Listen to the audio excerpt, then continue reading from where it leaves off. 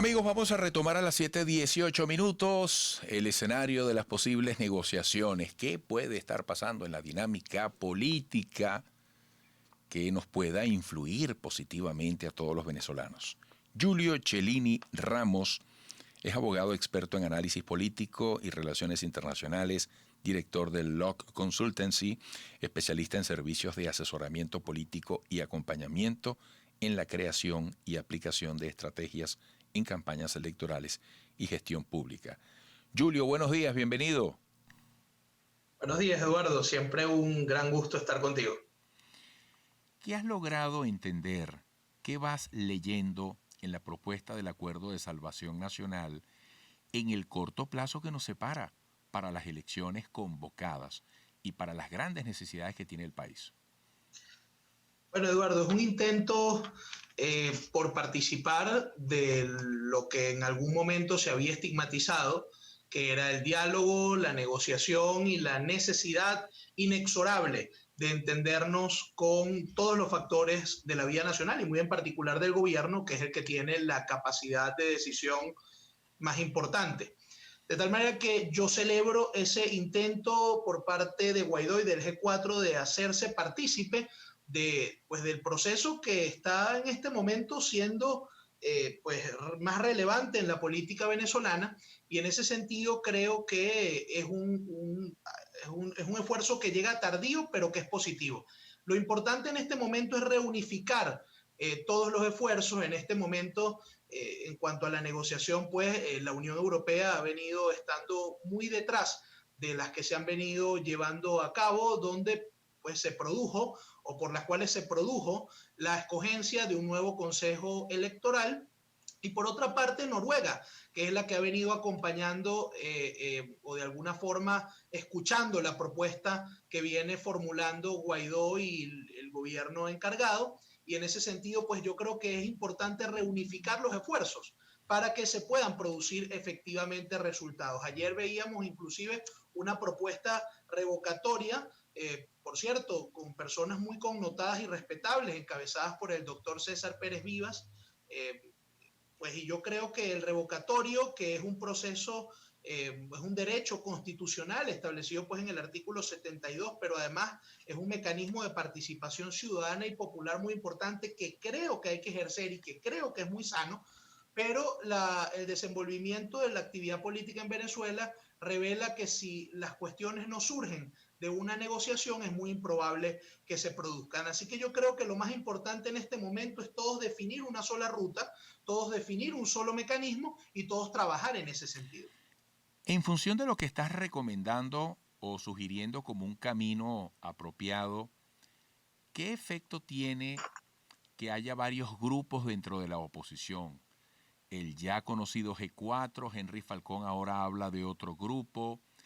Hay una fragmentación evidente. María Corina Machado dice, hoy lo recoge el diario 2001, oye, unas declaraciones, dice, Capriles ya no es de oposición.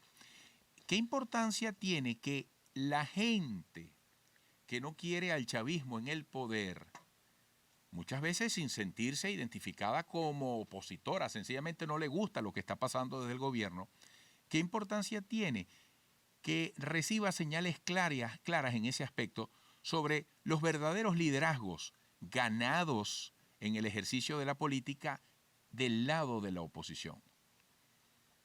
Bueno, yo creo que esa estigmatización de los unos por los otros lo que hace es mucho daño. Creo que ese desenvolvimiento del accionar de algunos líderes políticos que pareciera que creen que están en el Olimpo y que desde el Olimpo van a señalar a unos y a otros, yo creo que es muy dañino.